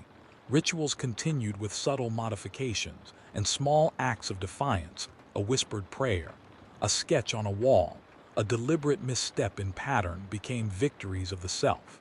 The pattern allowed these moments, perhaps unconsciously, perhaps deliberately, understanding that complete domination required patience, subtlety, and time. In the final moments of the day, Liz approached the cog. She placed her small hand against its cold, rotating surface, feeling the faint pulse of countless minds entwined with machinery. The faces embedded in its surface shifted slightly, eyes blinking in unison, acknowledging her presence.